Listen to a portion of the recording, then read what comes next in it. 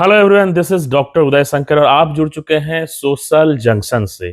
आज हमारे इस स्पेशल पॉडकास्ट में हमारे साथ जुड़ गए हैं डॉक्टर शिशिर कुमार और उनसे आज हम लोग ढेर सारी बातें करेंगे मेडिकल इमरजेंसी को लेकर के।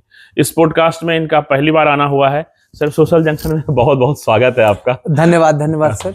और मैं यहाँ पर आज आपने मुझे यहाँ आमंत्रित किया और बीइंग आप यहाँ के वरिष्ठ दंत चिकित्सक हैं और आपने मुझे यहाँ पर आमंत्रित किया, इसके लिए फिर से मैं आपकी ओर से भी और हमारी ओर से भी और इस सब समक्ष में मैं सब मुंगेर जनवासियों को हार्दिक अभिनंदन करता हूँ। और हम लोग यहाँ आज बैठे पड़े हैं तो जो भी हम लोग से हो पाए हम लोग अवेयरनेस एक जनता के बीच में एक ऐसी बातों को हम लोग रखेंगे बिल्कुल, ताकि जो जितने भी आम पब्लिक हैं जी, और हम लोग वैसे ही बात करेंगे जो कि आम लोगों के समझ में आ जाए। जी बिल्कुल, उनके लिए बेनिफिशियल हो। और हमारा पॉडकास्ट शुरुआत करने का डॉक्टर साहब यही मेन मकसद है कि हम डिफरेंट सोसाइटी में वैसे लोगों को अपने चैनल पॉडकास्ट पर आमंत्रित करें जिनकी बातें से लोगों के लिए इंस्पिरेशनल हो, मोटिवेशनल हो और उनके काम में आए। खास करके मेडिकल फैसिलिटीज को लेकर के, अवेयरनेस को लेकर के, जहां पर लोग जागरूक नहीं है अपने स्वास्थ्य के प्रति, अगर वो डिफरेंट चिकित्सकों की बात सुने, उनके अनुभवों को समझें और उनके बातों पर अनुसरण करेंगे तो निश्चित तौर पर हमारा एक स्वस्थ और समृद्ध समाज की कल्पना होगी। बिल्कुल। इसी कड़ी में डॉक्टर साहब आज सबसे पहले आपसे हम लोग आज क्योंकि मेडिकल इमरजेंसी के बारे में आपसे बातचीत करेंगे तो बहुत ही अगर हम साधारण भाषा में लोगों को बताना चाहें तो सबसे पहले आपसे ये पूछना चाहेंगे कि ऐसा क्या कंडीशन बन जाता है, ऐसी क्या स्थिति बन जाती है या कौन कौन सी ऐसी परिस्थिति बन जाती है जब हम उसे मेडिकल इमरजेंसी के रूप में लेते हैं, पेशेंट को तुरंत किसी अपने नजदीकी अच्छे अस्पताल में भर्ती होने की जरूरत पड़ती है। देखिए सर, आपने जो ये बात की बहुत ही मार्केबल और बहुत बड़ी बात कही है जी, क्योंकि ये जो चीजें हैं मेडिकल इमरजेंसी, तो इस चीज को पहले समझना चाहिए बिल्कुल कि कब और कैसे और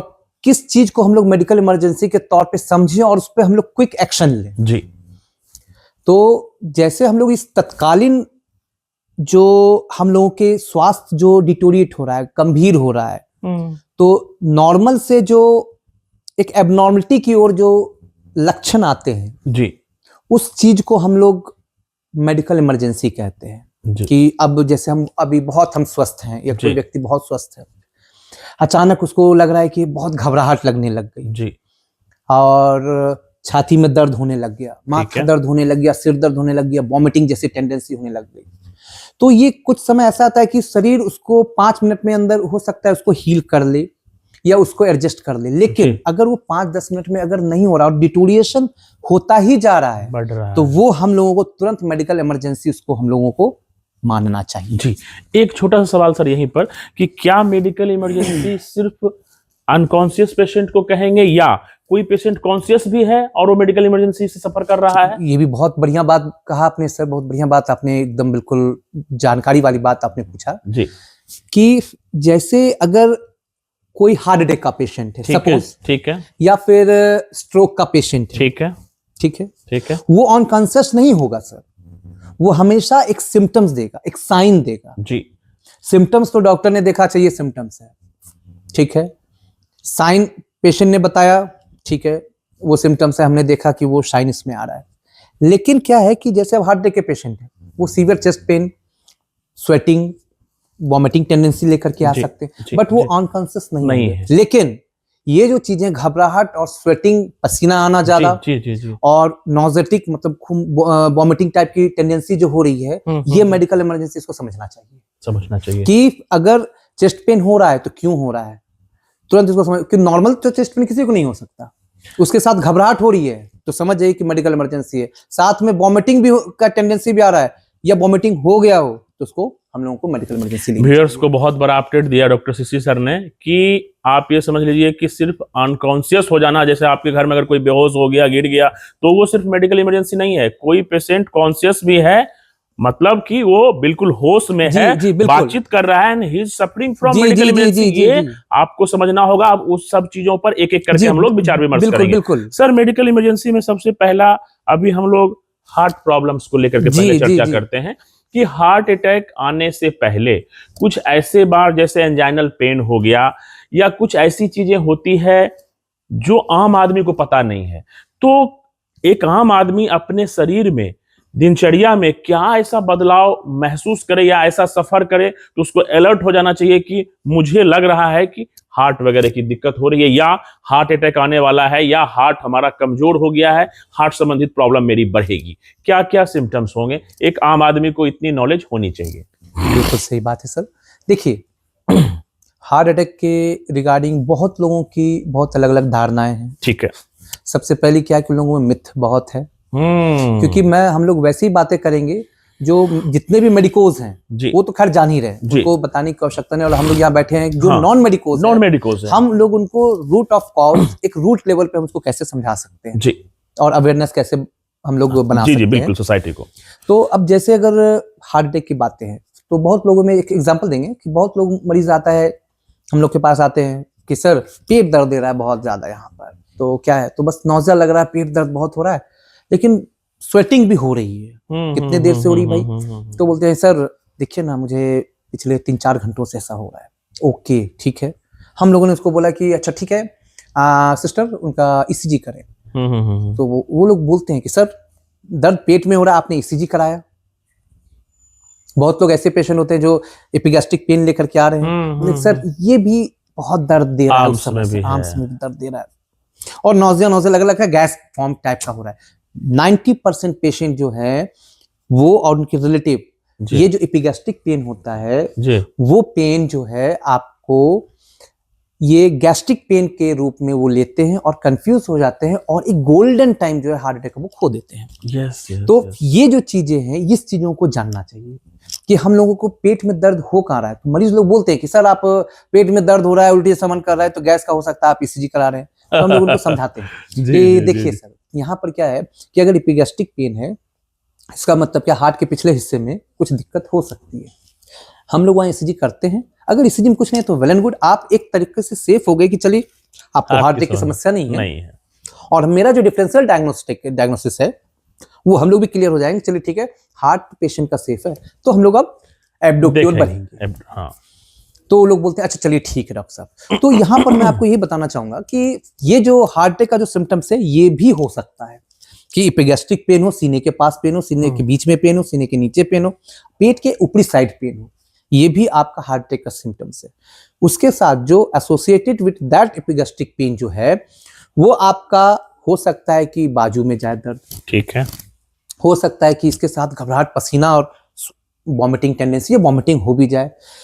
ये आपका मेडिकल इमरजेंसी है, ये साइन ऑफ हार्ट अटैक है। हार्ट अटैक ये पेन सर बैक तरफ भी जाता है? ये जो पेन है ये हमेशा शोल्डर की ओर ये जाएगा, रेडिएट करेगा। जी अच्छा, आपने एब्डोमेन पेन की बात करी, दर्द की बात करी, what about the chest pain? जी अब यहाँ पर क्या है कि अब हम लोग क्लासिफाइड कर सकते हैं कि अभी अगर एपिगैस्ट्रिक पेन हो रहा है तो चलिए ठीक है, आप डॉक्टर है तो आपने बता दिया एपिगैस्ट्रिक पेन यहाँ पर हो सकता है, हम लोग तो लेमैन है, हमको कैसे पता चलेगा? हाँ। तो अब क्या है कि कॉमन लोगों में ये रहता है नहीं हार्ट पे अगर हार्ट अटैक अगर आया है तो हार्ट पे ही मुझे यहाँ पर पेन होगा, ऐसे करके जो फिल्मों में हम लोग देखते हैं तो यहाँ पर ऐसे लेकर के बाया साइड पकड़ लिया। जी जी जी जी तो अब वहां पर बस उसी को हम लोग हार्ट अटैक मानेंगे नहीं।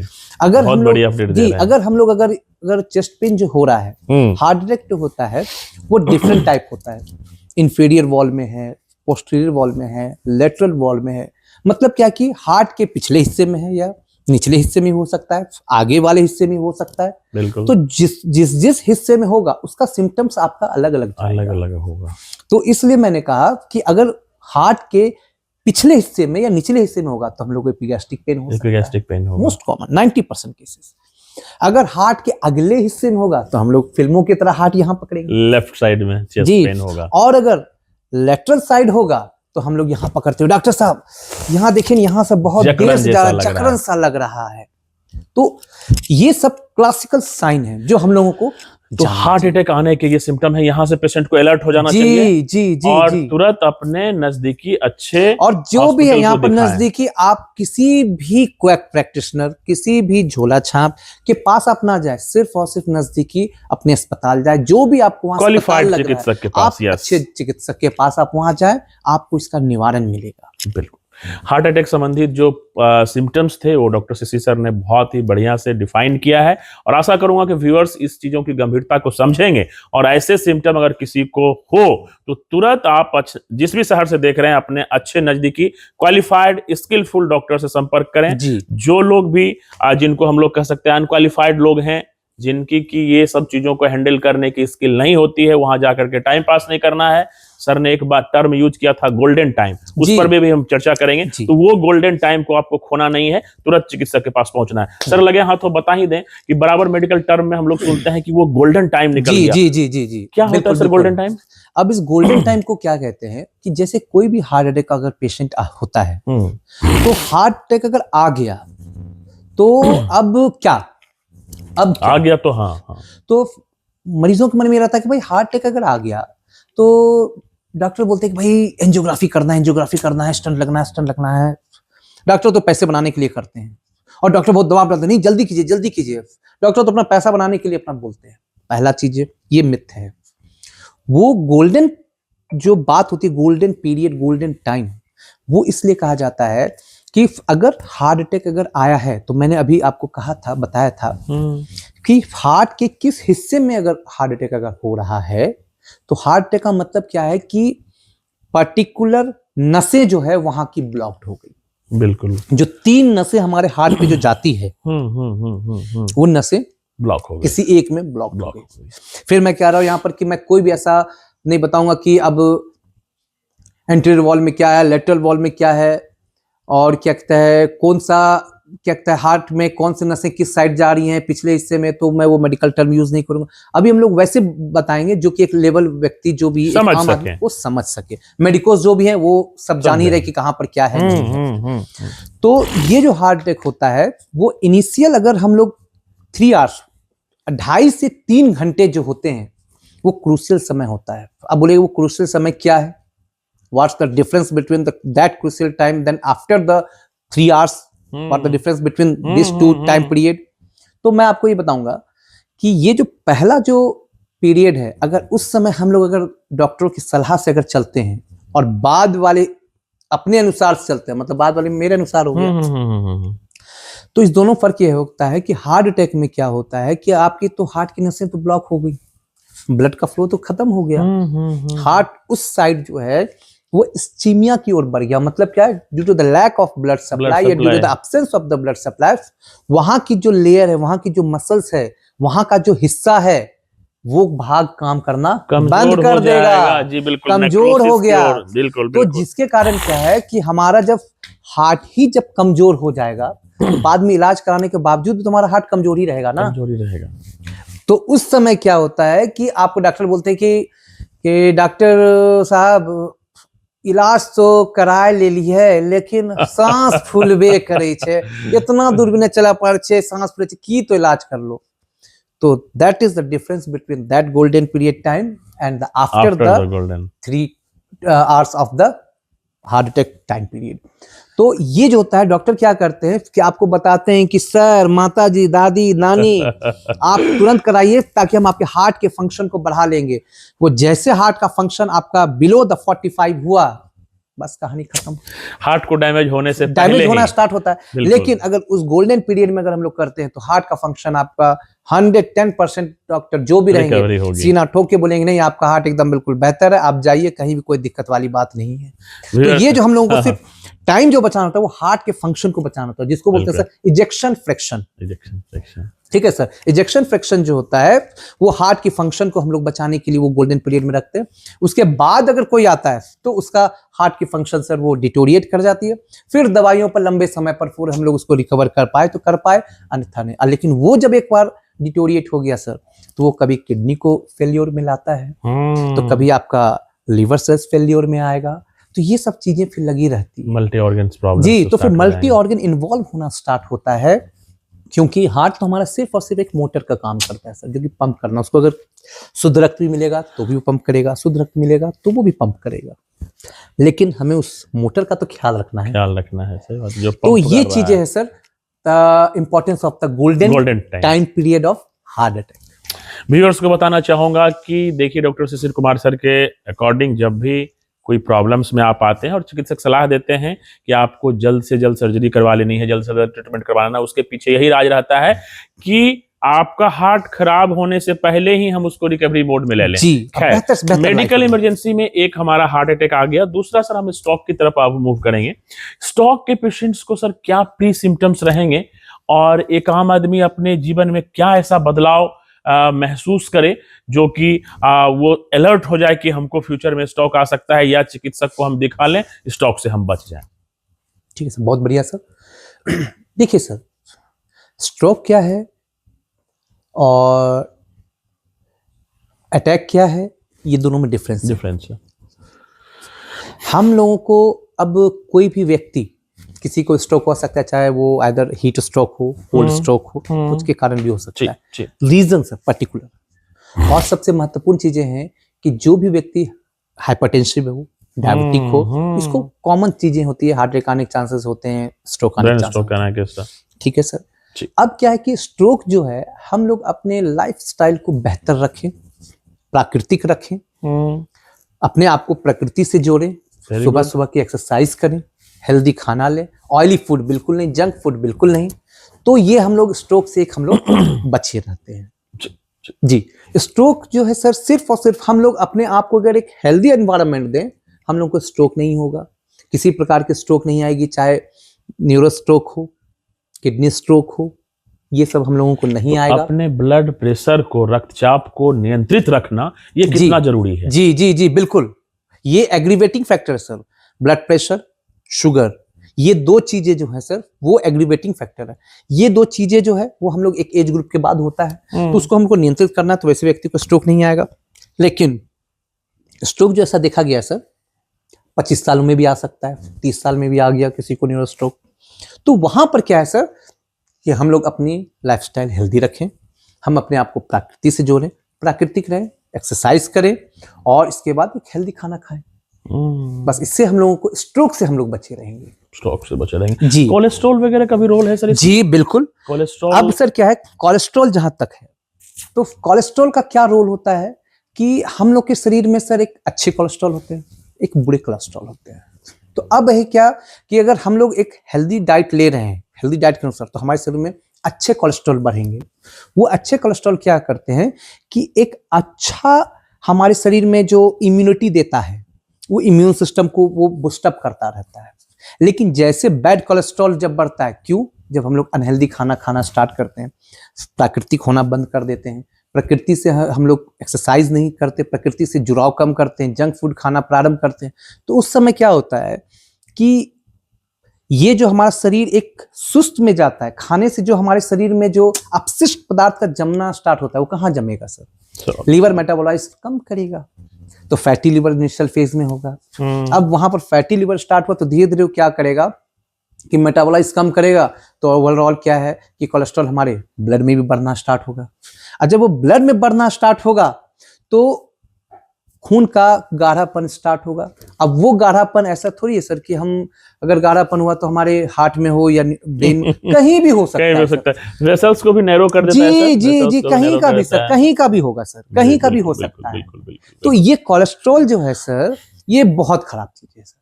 सर, स्ट्रोक आने से पहले कुछ ऐसा भी कि पेशेंट को चक्कर आना, जैसे हाई ब्लड प्रेशर के जो सिम्टम्स होते हैं, अगर हाई बीपी के जैसे सिम्टम्स किसी को दिखाई दे, बिल्कुल, तो वो इस रिस्क में है कि कभी स्ट्रोक उनको आ सकता है? जी जी बिल्कुल, बिल्कुल आ सकता है। जो पेशेंट, अगर मैंने अभी क्या कहा सर कि अगर जो पेशेंट डायबिटिक और हाइपरटेंसिव हो, वो पेशेंट एकदम बिल्कुल अपने आप को प्राकृतिक रख लें, क्योंकि उनको चांसेस ज्यादा है सर आने के। They are more prominent to other who is under the 30 years of the age, but after the 30 years of the age, that type of the person are more prominent for the stroke and other kind of disease or symptoms जो बोलते हैं आप।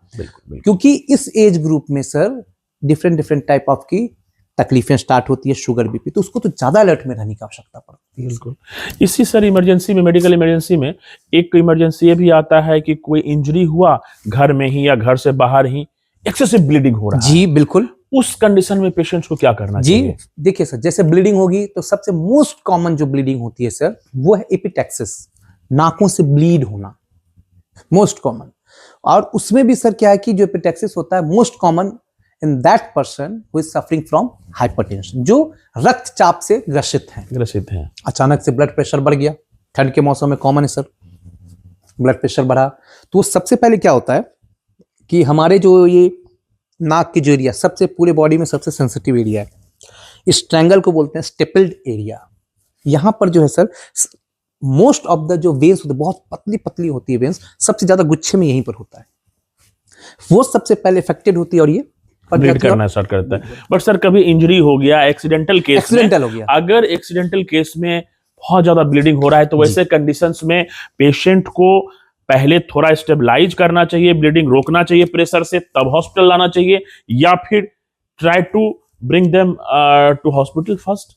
नहीं, क्या suggest करेंगे? यहाँ पर sir क्या है, अगर ब्लीडिंग हो रही है जी तो वहां पर जैसे भी हो, जो भी फर्स्ट एड हो उससे ब्लीडिंग बंद करना है। ओके। एक केस में बता रहा हूं सर कि मेरे पास आज से लगभग 25 दिन पहले आपका जो पाटम वाला जो हाईवे है सर, हाँ जी, जो सीधे बरियारपुर वो जो आज जाते जो हाईवे पे चढ़ते हैं, तो उसके नीचे में जो रोड है सर, दोनों साइड रोड है, तो वहीं पर क्या हुआ सर कि एक लड़का था, he was around 18 years of the age, ठीक है, और वो नया एक बाइक लिया अपाचे, तो बोला कि एकदम बिल्कुल उड़ाने वाला था, उड़ाए जा रहा था, वो एक्सीडेंट कर गया सर, तो उसका ये सिर खुल गया, सिर पूरा खुल गया सर, उसका ये जो पूरा ये जो है मतलब ये हाफ जो है इस सेप्टर, उसके माता पिता देखे और जो आसपास देखा वो लोग तो भाई बोला कि अब तो ये बच्चा बचेगा नहीं, ब्लीडिंग सीवियरली।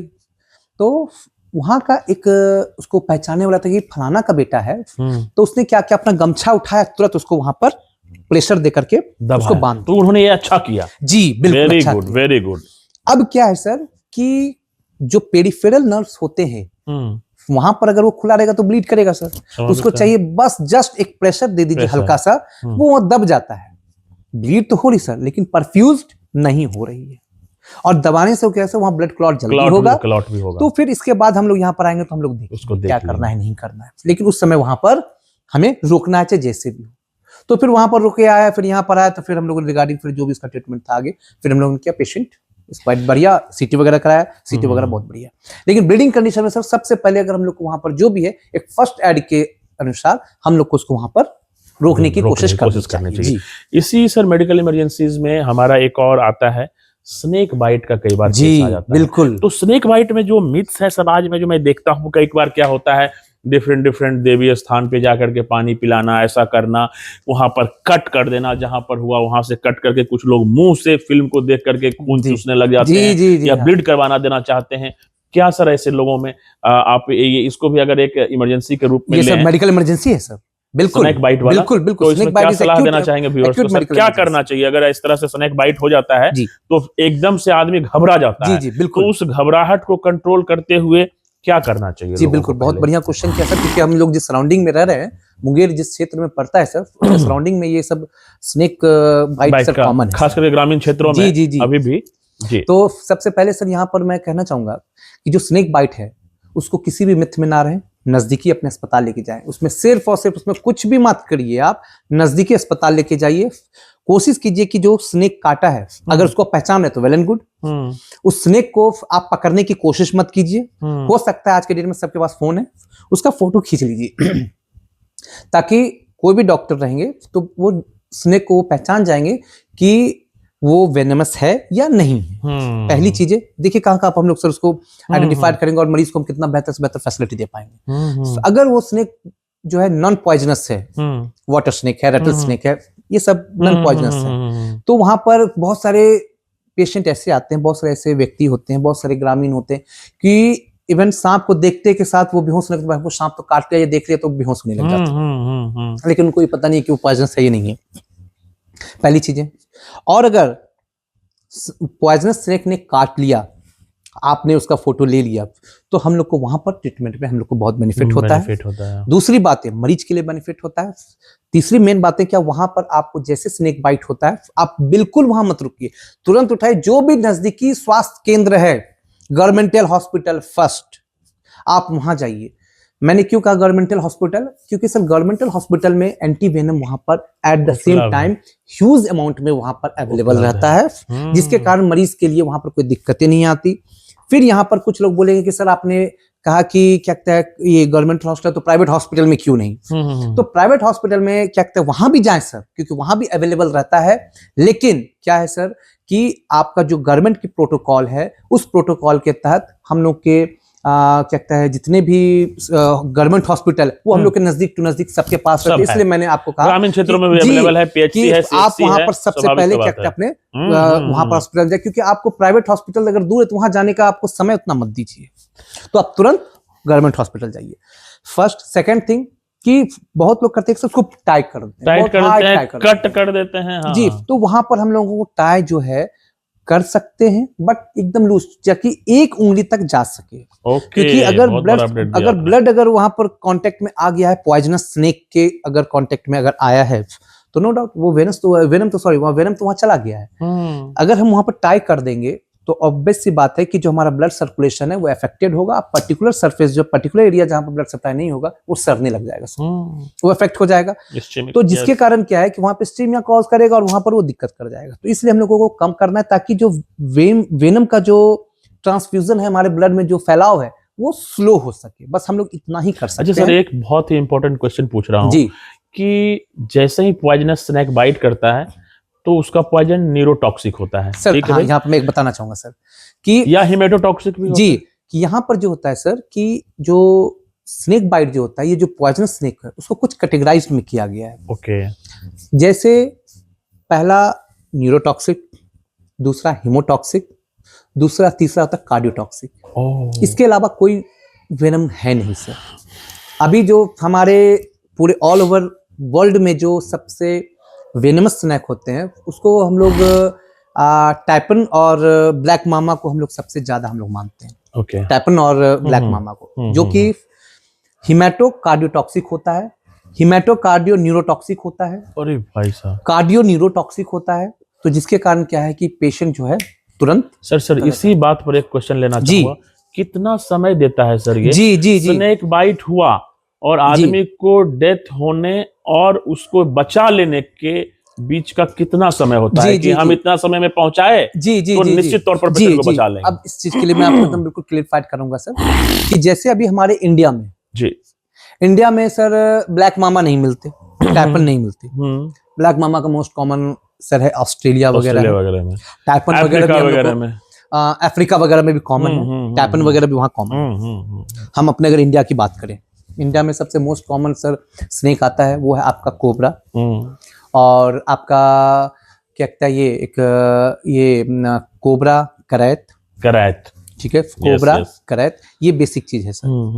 कि अब ये जो दो प्रजाति के जो सांप है सर, कि कोबरा और करैत, यही मेन है। और दूसरा तीसरा जो है सर वो है आपका ये वाइपर, ठीक है। ये 3 स्नेक है सर, ठीक है। तो आपका यहाँ पर सर क्या है कि ये जो 3 स्नेक है, पहला कोबरा, ये जो करता है सर आपका हिमेटोटॉक्सिक करता है सर ब्लड। आपका जो ये करैत जो है सर वो आपका न्यूरोटॉक्सिसिटी करता है, नर्व को प्रभावित कर देता है। और तीसरा जो सर आपका जो वाइपर है वो आपका हिमेटो न्यूरो और हिमेटोकार्डियोटॉक्सिक करता है, मतलब जो आपके खून को भी प्रभावित करेगा और आपके हार्ट को भी ले उड़ेगा। तो अब क्या करता है वो हिमेटो, क्या करता है उसके जहर में क्या रहता है, उसके वेनम में क्या रहता है सर, कि वो एट द सेम टाइम वहां पर वो सराना स्टार्ट कर देगा, क्लॉट कर देगा। है सर, कोबरा का भी है सर, बट जो वाइपर है वो वाइपर का सर अलग है, बट पॉइजनस तो है तीनों सर, तीनों पॉइजनस है। तो अब इस कंडीशन में क्या है कि आपका जो कोबरा जो है वो कोबरा आपका मैक्सिमम अमाउंट में वेनम आपके ब्लड में दे रहा है। जो आपका ये करैत जो है, करैत में भी 2 है, बैंडेड करैत है, कॉमन करैत है।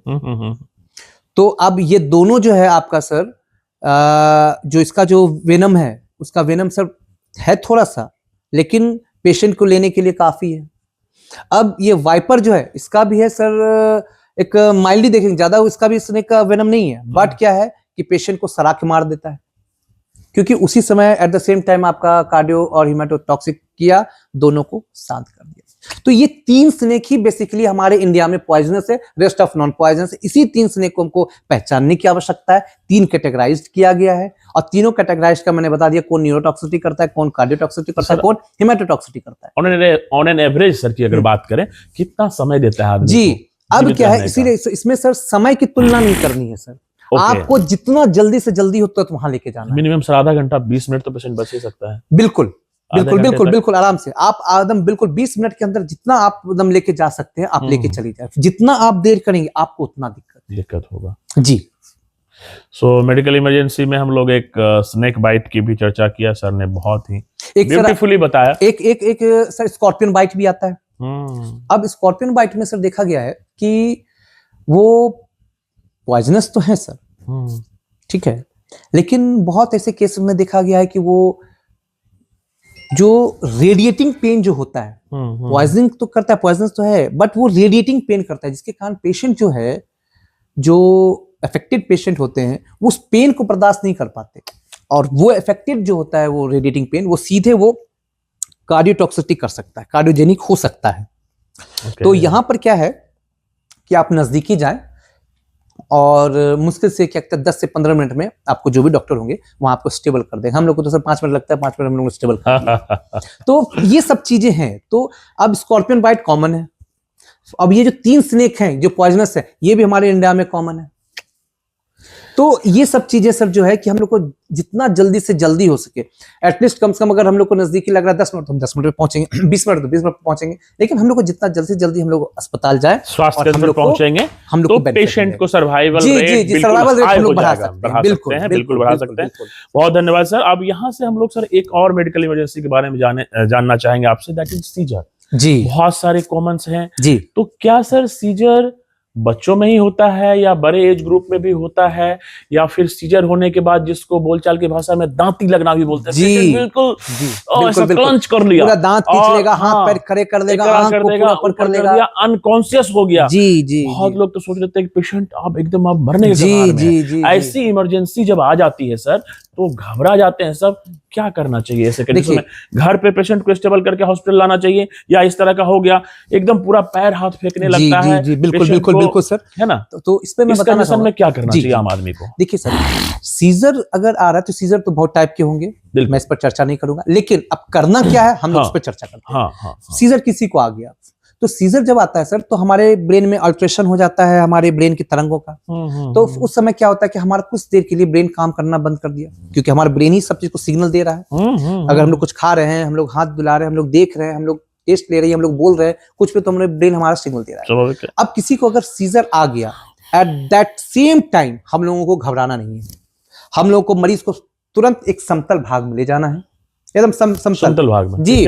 बेड पर है, कोई बात नहीं, तकिया क्या कुछ नहीं लगाना है, समतल हो गया। पेशेंट को हम लोग को एक साइड कर देना है, करवट डाल देना है, ऐसा फ्लैट नहीं हो, एक साइड कर दिया, तुरंत हम लोग को करवट डाल देना है। बच्चे बूढ़े यंग जो भी हो, मेल फीमेल जो भी हो, उससे कोई मतलब नहीं है, जिस समय हो तुरंत हम लोग को उसको करवट डाल देना है, और गले को तुरंत एकदम बिल्कुल यूं हम लोगों को मोड़ देना है, एकदम बिल्कुल एक करवट में।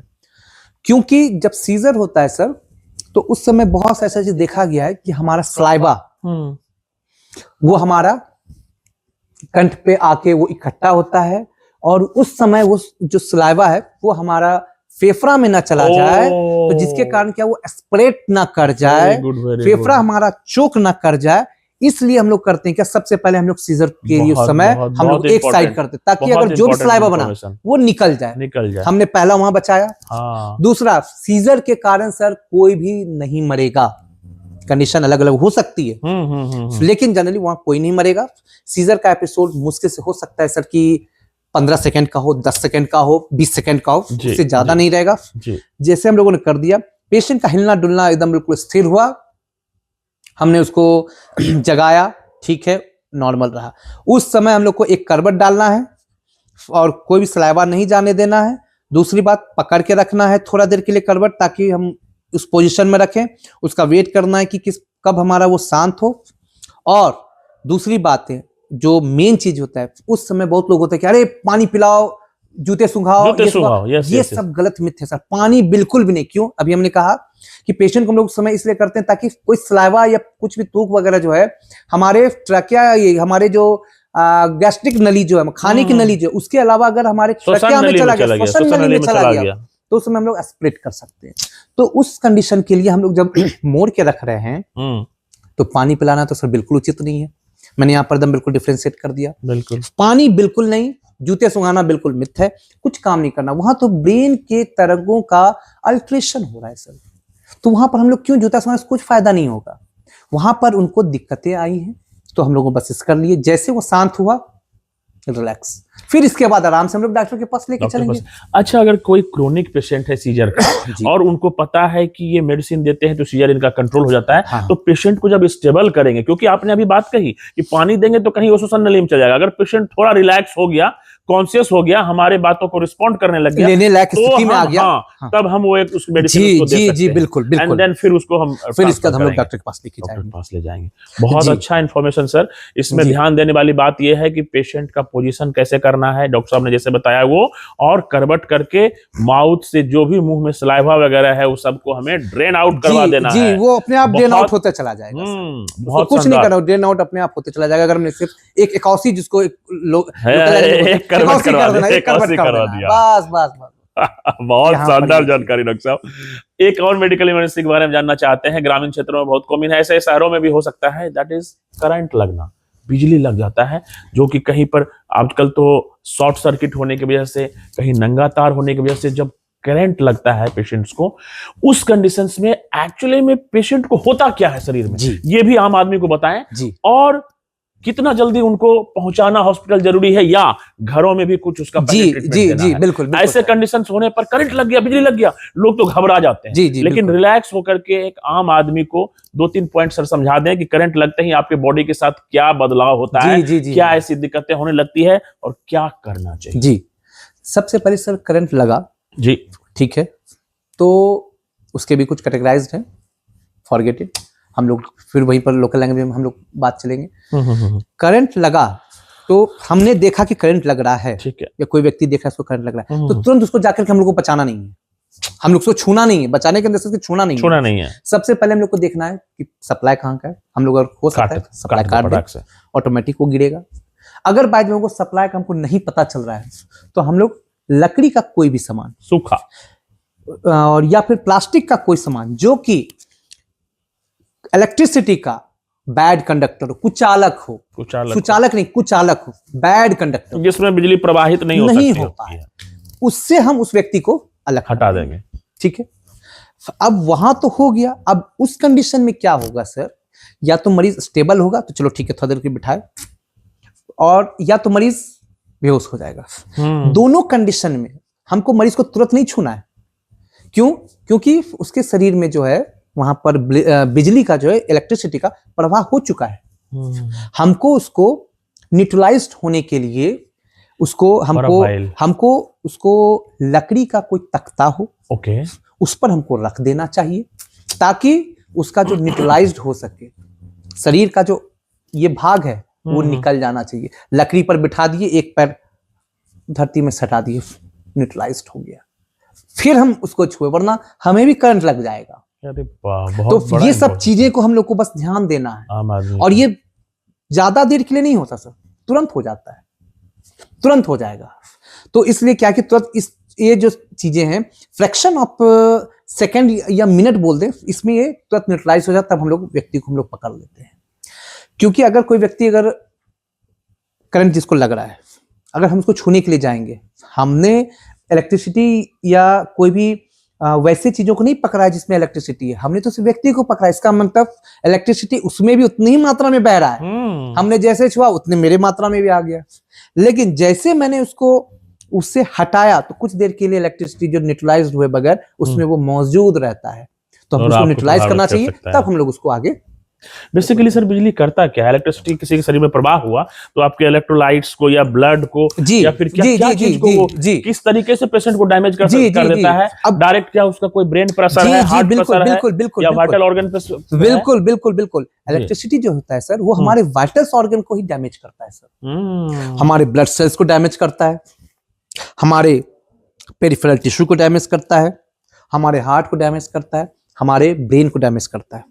और इसमें से भी बेहतर सर मैं आपको बताना चाहूँगा कि हमारा हार्ट जो है सर वो भी एक बैटरी से चलता है, जिसको बोलते हैं SA नोड। SA नोड, बिल्कुल, साइनोवियल नोड, ठीक है सर, SA नोड उससे चलता है सर। अब क्या है सर कि वो SA नोड भी सर हमारे हार्ट का एक बैटरी समान होता है। अगर वो करने लगेगा तो हमारा हार्ट तो उसी का वो चोक हो जाएगा सर, हमारा हार्ट काम करना बंद कर देगा और हम कार्डियक अरेस्ट आ जाएगा, जो बेसिकली होता है। हाँ। अब क्या है सर कि इस कारण से क्या कि हमारे हार्ट का पहला वहां चला गया।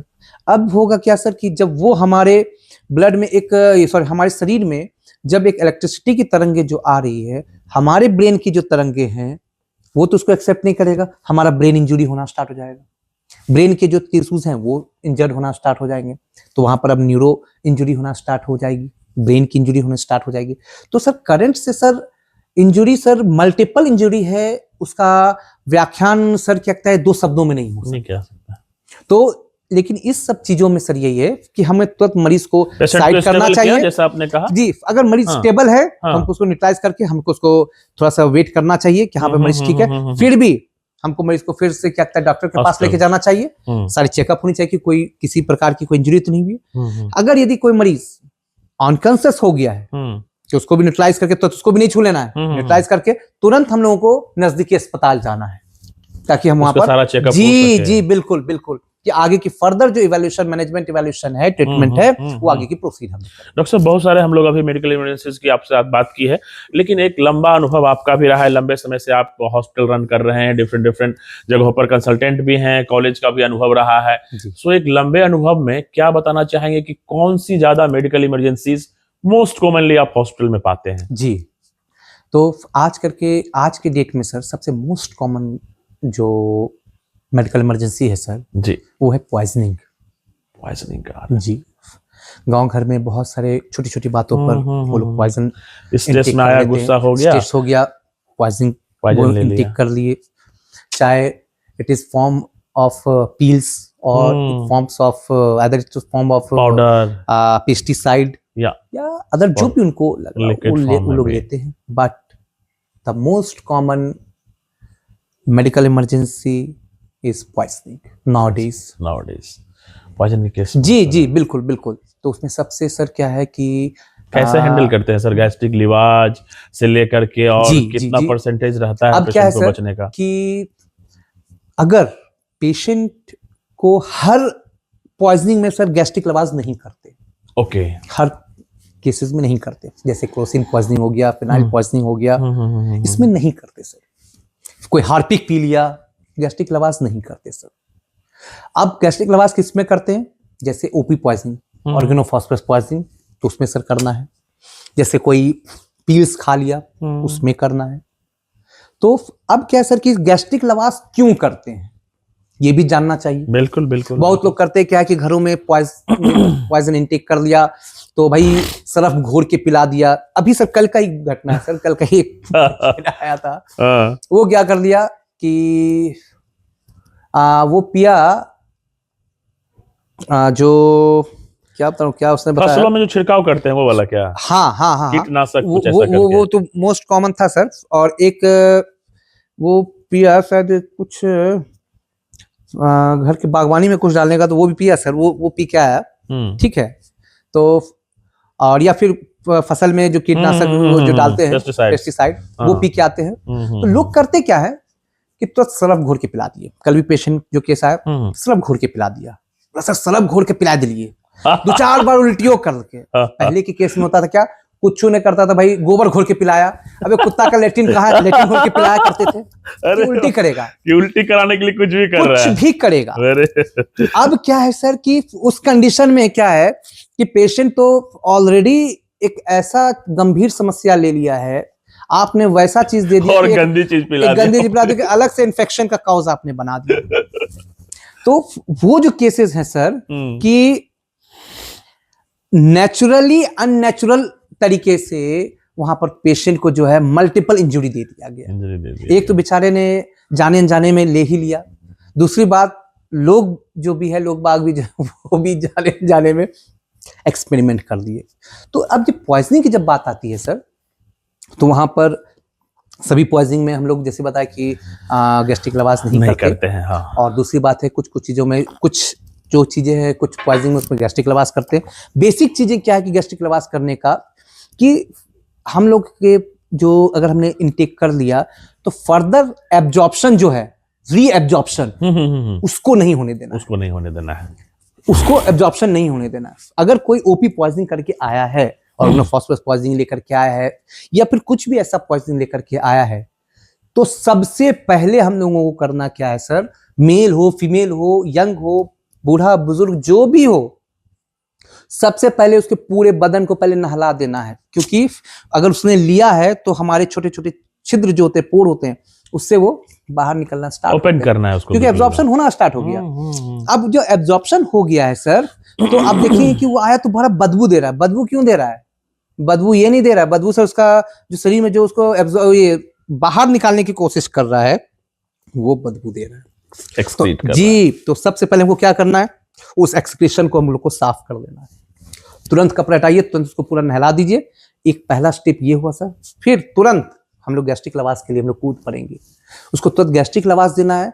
सारा का सारा हम लोगों को उसका पेट खाली कर देना है। जो आंतों में चला गया उसको तो नहीं कर सकते, पहले उसको कर दें। जितना हमें पॉसिबल हो सकता है हम लोगों को करना चाहिए। इसके बाद का जो प्रक्रिया है सर, वो आगे का ट्रीटमेंट पार्ट है।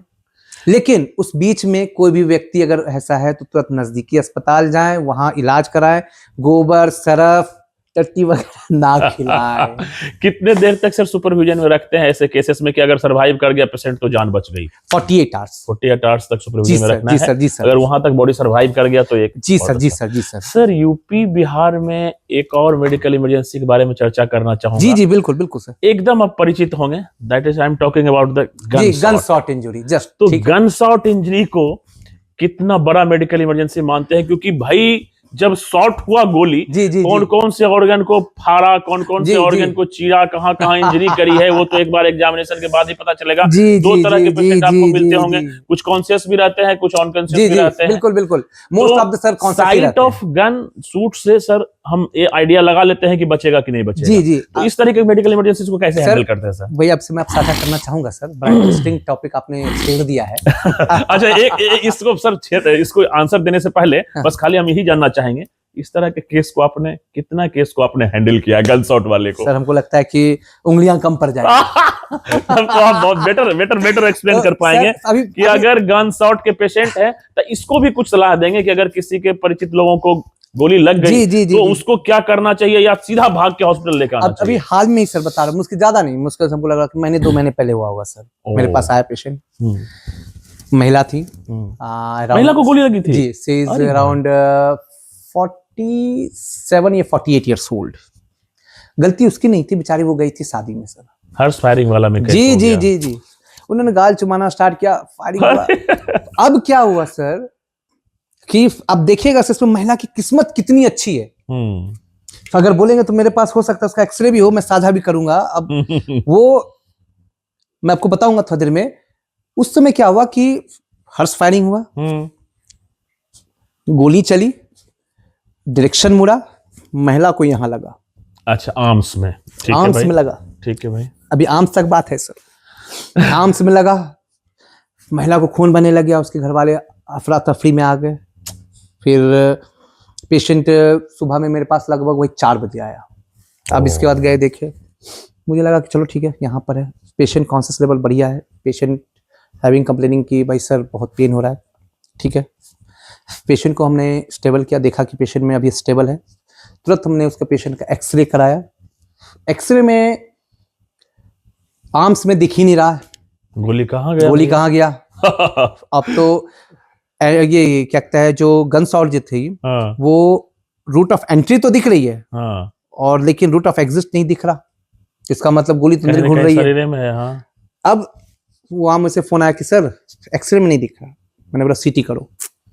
सीटी जैसे किया, पेशेंट का ठीक एरोटिक नोच पर वहां पर लटका हुआ है। अरे भाई, किस्मत देखिए सर, नोच पे रुक गया, एरोटिक नोच पर है सर।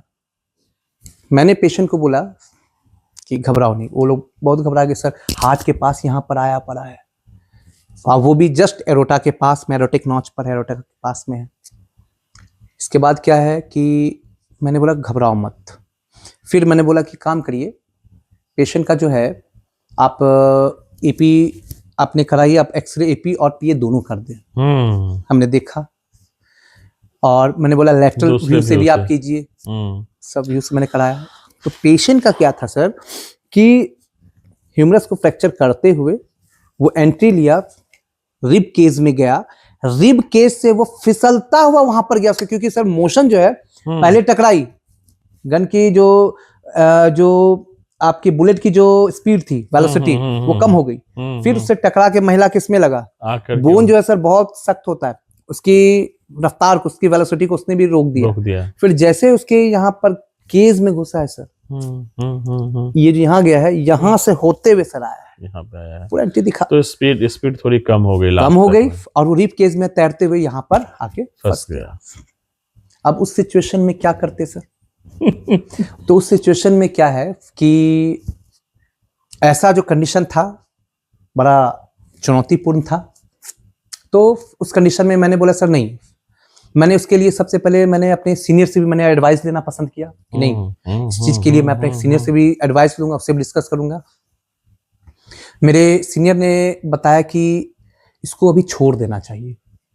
फिर मैंने अपने गुरुदेव को भी फोन किया जो मेरे सीनियर थे कि सर ऐसी ऐसी बात है। तो बोला क्या, उन्होंने कहा कि अच्छा ठीक है, मुझे एक्सरे भेजो और सीटी भेजो। उन्होंने कहा शशक छोड़ दो, अभी पेशेंट स्टेबल है, हाँ। बोले छोड़ दो, ठीक है सर। फिर मैंने हिम्मत जुटाते हुए कहा कि सर अब इसको पेशेंट का क्या कहता है छोड़ना अभी उचित क्यों है सर? तो उसने कहा कि अगर नहीं छोड़ोगे तो पेशेंट मर जाएगी, अभी कुछ छोड़ोगे तो। हाँ।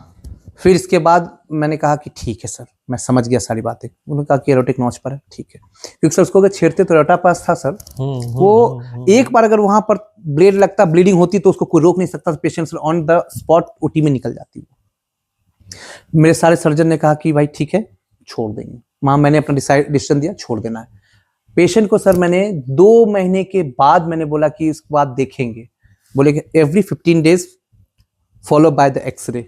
अच्छा, मेंटली वो स्ट्रांग रही 2 महीने तक कि भाई गोली अंदर है जी। वो तो आप विश्वास करके मैंने उनको एक ही बात बोला कि अगर ऑपरेशन होगा पेशेंट नहीं बचेगी। उन्होंने कहा सर मेरी माता जी यहाँ बच गई है, आप जो बोलेंगे मैं बिल्कुल ठीक है, बिल्कुल धैर्य। उन्होंने भी बहुत रखा, पेशेंस रखा सर। और सर मिरेकल ऐसा हुआ, गोली खिसकी और यहाँ आ गई। ओ, ऐसे जगह पर आ गया जहां अब मुझे ऑपरेशन करना इजी हो गया जी। मेरे टीचर वहां पर सीनियर ने बोला वो अपना साइट चेंज करेगा शिष्य। और सर वहां पर उसने कहा कि साइट चेंज होने का वेट करो, चाहे वो 1 महीने में हो या 2 महीने, साल भर लग जाए। और वो सर 2 महीने उसको लगे आपके एब्डोमिनल कैविटी में आने में, पेल्विक कैविटी में आने में, जहां कि हम इजीली निकाल सकते हैं जी। फिर ऑपरेट हुआ, फिर निकल गया सर।